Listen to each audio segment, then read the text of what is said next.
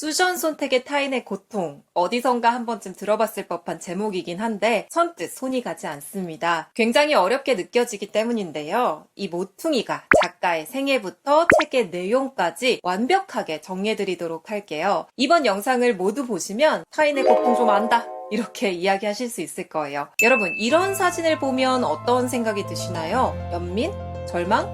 아니면 나는 저기에 속하지 않았다 라는 안도감. 뉴욕 지성계의 여왕이라는 별명을 가지고 있는 수전 손택은 사진으로 전시된 타인의 고통을 바라보는 우리에게 통렬한 비난을 가하는 책을 한 권 냅니다. 바로 타인의 고통이라는 책이죠. 그녀는 이렇게 말합니다. 행동하지 않는 연민은 우리의 무능력함 뿐만 아니라 우리의 무고함을 증명해주는 알리바이만 될 뿐이라고요. 또한 이렇게도 말합니다. 어떤 참상에 대해서 단순한 연민의 감정을 벗어나야 한다라고 말이죠. 우리의 부와 안락이 타인의 궁핍을 수반하는 식으로 그들의 고통과 연결되어 있다는 사실을 언제나 기억해야 한다라고 말입니다. 혹시 우리는 고통으로 일그러져 있는 사진을 바라보며 나도 모르는 사이 그들과 우리의 경계를 나누고 있었던 것은 아닐까요?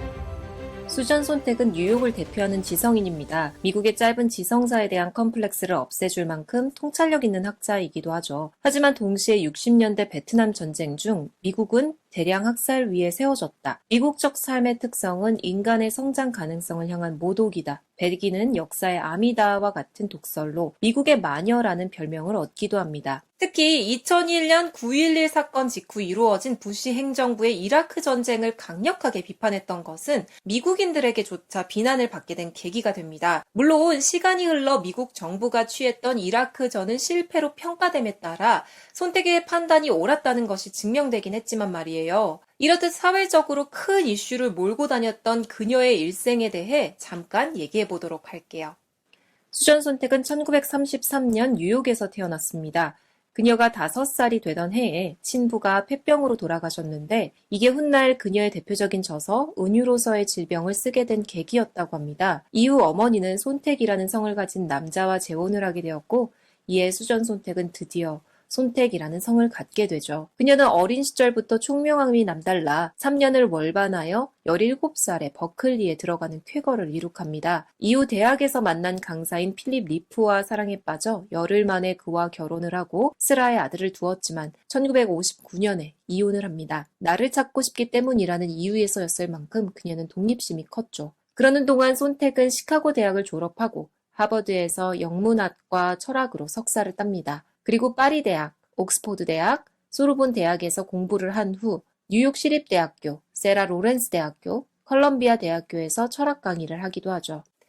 손택은 해석에 반대한다, 은유로서의 질병 등 매우 도발적이고 불편한 질문을 서스름 없이 하는 지식인이었는데요. 이는 매우 거침없고 용기 있는 행보이기도 했죠. 사실 타인의 고통의 부록에 실려있는 다 같이 슬퍼하자, 그러나 다 같이 바보가 되지는 말자라는 글은 2001년 9.11 테러 이후 고작 일주일 만에 발간한 글이라고 합니다. 이 글은 이라크 전쟁을 결정한 부시 행정부에 대한 강력한 비판을 담고 있었는데요. 같은 역사를 반복하는 미국의 행태에 대한 혐오가 거침없이 표현되고 있는 글이었습니다. 안 그래도 테러로 인해 감정이 격해져 있었을 미국 국민들에게 이번 테러는 미국 스스로 자초한 것이다 라는 손택의 평가는 용기 있다 못해 무모하게 보이기도 하죠. 우리가 준비하고 있는 이 전쟁 정말 9.11 희생자들을 위한 처사인 거 맞아? 솔직히 그들의 희생을 정치적으로 이용하고 있는 거 아니야? 우리의 전쟁 결정이 또 다른 폭력 행위와 달리 뭐라고 설명할 수 있을까? 라는 팩폭의 문제 제기를 하는데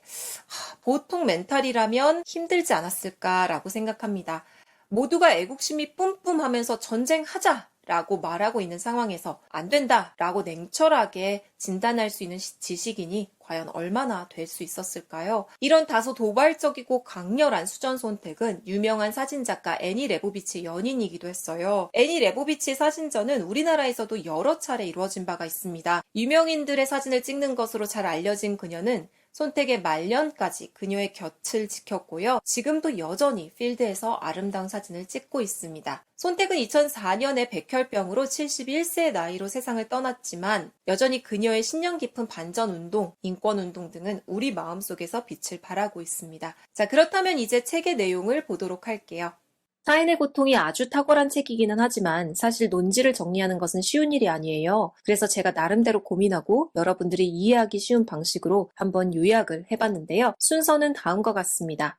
우선 사진이 가지는 함의는 무엇인가? 특히 여기서 주의해서 기억해야 할 것은 모든 사진을 대상으로 하고 있기보다는 타인의 고통이 담긴, 그러니까 전쟁이나 기근, 폭력, 재해 등 미국이 아닌 다른 나라에서 일어나는 사진으로 한정해서 보실 필요가 있습니다. 책의 제목이 타인의 고통이라고 지어진 것도 그런 이유여서였겠죠. 두 번째로 다뤄볼 내용은 발신자로서 사진을 찍는 행위에 대한 고찰, 세 번째로는 수신자로서 사진을 보는 인식에 대한 고찰, 마지막으로 이런 통찰을 바탕으로 그리하여 우리는 어떻게 해야 하는가에 대해서 알아보도록 하겠습니다. 자, 우선 사진이 가지는 함의는 무엇인가입니다. 수전 손택은 사진의 특징, 특히 타인이라고 여겨지는 사람들에게 가해지는 고통을 담은 사진의 특징을 다음과 같이 정리합니다. 프레임에 고정된 기억, 객관적인 사실을 보여주는 것, 특정 사회가 한 번쯤 생각해보자고 선택해 놓은 것, 실제로 발생한 일을 포착해 영원히 잊혀지지 않게 만드는 것이라는 거죠. 작가가 사진을 찍고 이 사진의 의미가 사람들에게 보여짐으로써 생기는 이런 일련의 과정을 한번 야콥슨의 커뮤니케이션 이론을 이용하여 설명해 보도록 할게요. 물론 수전 선택이 이렇게 야콥슨의 이론을 가져와서 이야기하고 있는 것은 아닌데요. 저 나름대로 흩어져 있는 논지들을 일목요연하게 정리하고자 카테고리화를 한번 해봤어요. 이해하실 때 도움이 될 것 같습니다.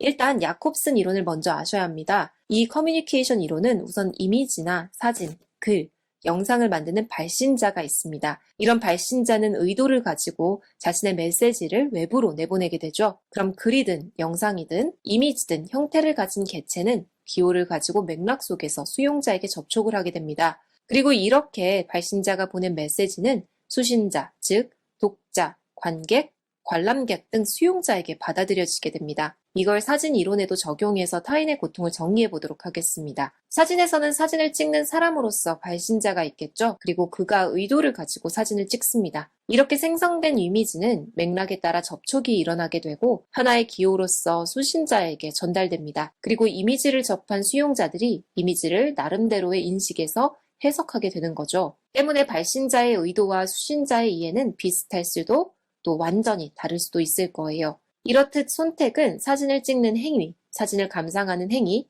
이 두 가지 측면에서 모두 심도 있는 논의를 펼치고 있어요. 굉장히 레디컬해서 아니 이렇게까지 할 일이야? 라는 생각이 들 수도 있을 것 같다는 점 유념해 주시고요. 자, 그럼 발신자의 측면에서 찍는 행위를 한번 분석해 보도록 할게요. 사진을 찍는다는 것은 구도를 잡는 일입니다. 그리고 그 구도를 잡는다는 것은 무엇인가를 선택한다는 이야기가 될 수도 있지만 또 동시에 무엇인가를 배제한다는 의미죠. 사진을 찍을 때 우리가 프레임 잡는 거랑 비슷한 이치예요. 저도 유튜브 찍을 때 책장 앞에서 찍는 이유가 책을 소개한다라는 정체성을 잘 보여드리기 위함도 있고 또 아주 너저분한 제 방을 가리기 위한 의도도 있어요. 이렇게 프레임을 잡는다는 것 자체가 만드는 사람의 의도가 개입되어 있음을 보여주는 겁니다. 또한 일련의 요소들을 배열해 놓는다는 욕망이기도 하죠. 결국 이 이야기들은 다 뭐냐? 우리는 사진이 객관적인 사실을 보여준다라고 믿습니다. 그쵸? 하지만 손택에 따르면 우리가 보게 된 것은 사실이라기보다는 작가에 의해서 연출된 혹은 가공된 이미지를 보게 된다는 겁니다. 이를테면 에디 애덤스가 찍은 처형당하는 베트콩 포로라는 사진을 한번 보실게요. 이 장면은 남베트남의 경찰총장 로안 준장이 베트콩으로 추정되는 어느 인물을 길거리에서 즉결 처형을 하고 있는 장면이에요. 작가는 총알이 발사된 바로 그 순간을 담고 있습니다. 사진의 구도를 한번 보겠습니다. 경찰의 몸은 우측으로 틀어져 있고 베트콩은 카메라의 정면에서 또렷하게 얼굴이 드러납니다. 이런 구도는 보는 사람으로 하여금 특별한 감정을 불러일으키기 위함이죠.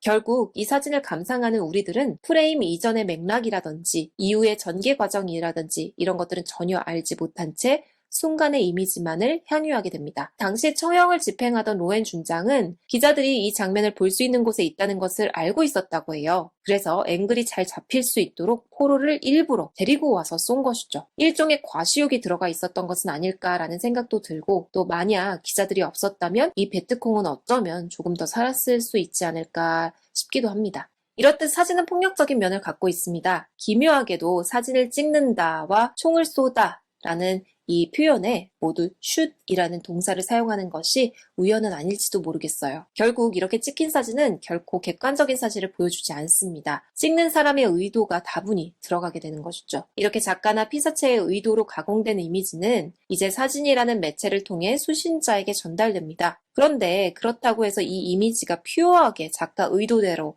혹은 피사체의 의도대로 전달되는 것은 아니에요. 수신자가 자신의 맥락 속에서 이 이미지를 다시 재해석하고 이해하게 되는데요. 그런데 수신자는 이런 잔악하고 부당한 고통을 보면서 이런 점을 깨닫게 됩니다. 그 고통들은 내가 사는 공간이 아닌 바로 그런 곳에서 발생하는 일이라는 겁니다. 그런데 사진으로서만 바라보게 된 고통은 시간이 흐를수록 사건의 서사를 떠올리는 것이 아니라 그 사진에 담겨있던 이미지만을 떠올리는 것이 되어버리고 맙니다. 입체적이고 풍부했던 다양한 이야기들이 불쌍하고 끔찍해 라는 납작한 문장으로만 변해버리게 된다는 것이죠. 바로 이런 점을 손택이 지적하고 비판하고 있었습니다. 여기서 손택은 아주 재미있는 것을 발견해요. 유독 사진에서는 진실성이 요구된다는 사실이었어요. 회화나 데생에서 위작의 기준은 작품을 제작했다고 알려진 예술가가 직접 제작한 것이 아니다 라고 밝혀질 때인데 반해 사진의 위작 기준은 작품이 묘사하려는 장면을 둘러싸고 뭔가 관람객을 속였다라는 사실이 밝혀질 때라는 것이죠. 그래서 우리는 사진을 볼 때 진짜인지 아닌지가 너무 중요해져요. 로버트 카파의 이 사진은 언덕에서 한 병사가 날아오고 있는 총에 맞아 쓰러지는 장면을 아주 절묘하게 포착해낸 거예요. 역사의 길이 남을 울림을 주는 이미지이긴 하지만 이를 둘러싼 위작 논란이 여전히 많이 있습니다. 언덕에서 촉을 맞으면 뒤로 넘어질 수 없다느니, 병사의 셔츠가 너무 하얗다느니 등등 그런 의혹들이 있죠. 또 이 키스 장면을 한번 볼까요? 키스하는 연인은 훗날 배우들이 연출한 장면인 것으로 드러나 사람들이 매우 실망을 하게 됩니다. 진짜 장면을 포착한 것이 아니라는 데서 오는 이 실망감이 사실 조금 우습기도 해요. 로버트 카파의 어느 병사의 죽음, 인위적인 장면이라면 죽지 않았기 때문에 사실은 훨씬 더 좋은 건데 사람들은 이 장면이 실제로 죽는 그 순간을 포착하지 않았다는 사실에 분개를 하게 되는 거죠. 도대체 무엇을 보고 싶어서 사진의 진실을 강요하고 있는 걸까요? 또 우리는 심심치 않게 이런 사진들도 볼 때가 있습니다. 세바스티앙 살가도의 사진입니다. 그는 제3세계 빈곤을 굉장히 아름답게 앵글에 담아내는 것으로 유명한데요. 이런 사진들은 전시가 되고 또 이렇게 사람들에게 고액으로 팔리게 되죠. 사진을 찍는 행위, 전시회를 가서 보는 행위, 그리고 이런 것들을 재생산하는 모든 행위를 손택은 비판하고 있어요. 그녀는 이런 3세계 보통을 사진으로 감상하는 행위를 관음증적인 향락이라고 표현하고 있는데요. 즉, 이 사진을 보면서 나에게는 이런 일이 일어나지 않을 거다. 나는 아프지 않을 거다. 나는 죽지 않는다. 나는 전쟁터에 있지 않다라며 자위한다는 것이죠. 이런 사진을 보는 욕망 내부엔 무의식적인 만족감이 있는 것은 아니냐라는 매우 노골적인 질문을 하고 있습니다. 또 하나의 충격적인 사진이 있죠. 바로 2명의 흑인이 린치를 당해 죽어있는 모습을 그 밑에서 백인들이 구경하고 있어요. 심지어 이들을 보면서 기념사진을 찍거나 웃고 있죠. 저 사람들의 비인간적인 모습에 아니 어떻게 저럴 수 있지? 라고 생각하실 거예요. 하지만 곰곰이 따져보니 우리가 제3세계 전쟁, 폭력, 가난을 보며 감상하는 것도 이와 별반 다르지 않다는 생각이 들었어요. 도대체 이런 사진들을 전시하는 이유가 무엇인가? 사람들의 분노를 일깨우려고? 사람들을 후회하게 만들려고? 이런 이미지를 본다고 우리가 더 선량해지는 걸까요? 수전 선택은 우리에게 이렇게 반문하고 있습니다. 또한 그녀는 이런 사진을 통해서 느껴지게 되는 연민이란 감정에 대해 경계하라고 하죠. 연민은 변하기 쉬운 감정이며 행동으로 이어지지 않는 연민은 시들어질 거라는 겁니다. 그녀는 고통받고 있는 사람들에게 연민을 느끼는 한 우리는 우리 자신이 그런 고통을 가져온 원인에 연루되지 않고 있다.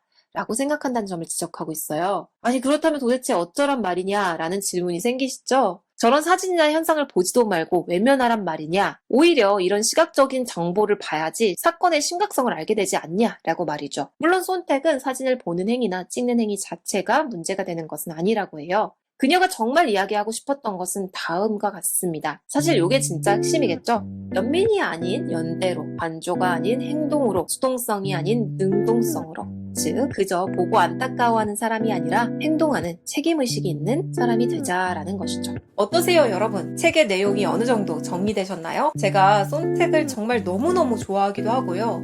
타인의 고통은 정말 여러분들이 꼭 한 번씩 읽어보셨으면 해서 나름대로 구조화해봤습니다. 물론 작가의 방대한 지적인 논지를 제가 모두 담아내는 데는 역부족했겠지만 그래도 작게나마 도움이 되셨으면 좋겠네요. 물론 그렇다고 해서 제가 손택의 논지에 대해서 모두 동의하는 것은 아닙니다. 우선 손택은 사진의 위력이 동영상보다 더 크다고 얘기를 하고 있는데요. 근데 요즘 같은 시대는요, 영상도 사진만큼 혹은 그보다 더한 폭력적인 효과를 낳을 수 있다고 생각해요. 맥락과 상황을 잘라먹은 영상만큼 위험한 것이 없으니까 말이죠. 왜 특정 시점에서 보여지고 있는 영상을 또 다른 시점에서 보면 전혀 다른 이야기가 있잖아요. 또한 연민이란 감정이 과연 손택이 말한 것처럼 부정적이고 무기력한 것인가? 라는 의문이 들기도 했어요. 사실 연민과 공감이 수반되어야지만 진정한 의미에서 타인과의 연대가 이루어지지 않을까 생각해봤습니다. 그럼에도 저는 수전 손택과 같은 지식인이 되기를 너무 갈망하고 있어요. 저의 진정한 롤 모델이시고요. 너무나 용기 있는 지식인이고 언제나 단단한 분이라는 걸 텍스트 읽을 때마다 느낍니다. 그녀의 저서에는 타인의 고통 말고도 해석에 반하다, 은유로서의 질병 등 사회적 통찰력이 정말 어마어마한 것들이 많으니 여러분들도 꼭 한 번씩 읽어보시길 추천해드릴게요. 그럼 오늘 리뷰는 여기까지 하겠고요. 다음 시간에도 더욱 알찬 컨텐츠를 가지고 돌아오겠습니다. 그럼 다음에 봐요. 안녕.